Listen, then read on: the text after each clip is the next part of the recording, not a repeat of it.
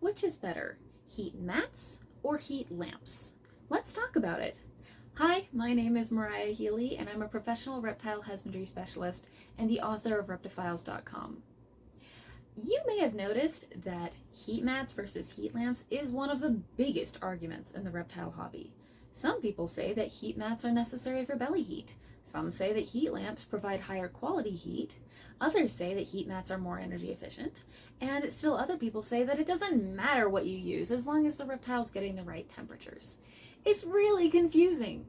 Fortunately, I'm here to help clear things up. As a reptile husbandry consultant, I always recommend halogen flood or, in a pinch, incandescent heat lamps as the primary source of heat in a reptile's enclosure. This is because these bulbs produce the most infrared A, which is the strongest wavelength of infrared radiation, and infrared is also known as heat. Strong infrared radiation charges your reptile faster and more effectively than weaker infrared does, promoting more efficient thermoregulation, better circulation, higher energy levels and activity, and overall, better health. They also help boost the enclosure's air temperature. Heat mats are not good as a primary heat source in terrariums. Although they can work within the undersized confines of reptile tubs with minimal substrate material, they only produce the weakest form of infrared, which is infrared C. This type of infrared is highly inefficient, takes longer to charge your reptile, and causes them to feel cold faster after leaving the basking area. Furthermore, they're just too weak to heat anything more than the floor, which can lead to cold air temperatures.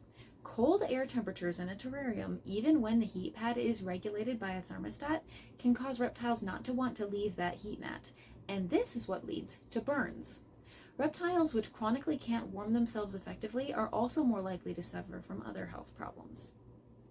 The only time I recommend heat mats is as a secondary heat source, for when you just need a boost in the warm hide.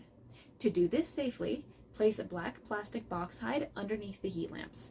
Then place a slightly smaller heat mat on top, and then layer that with a piece of flagstone on top to function as a basking surface and a way to prevent your reptile from coming into direct contact with the mat. And of course, make sure to plug your heat mat into a good thermostat.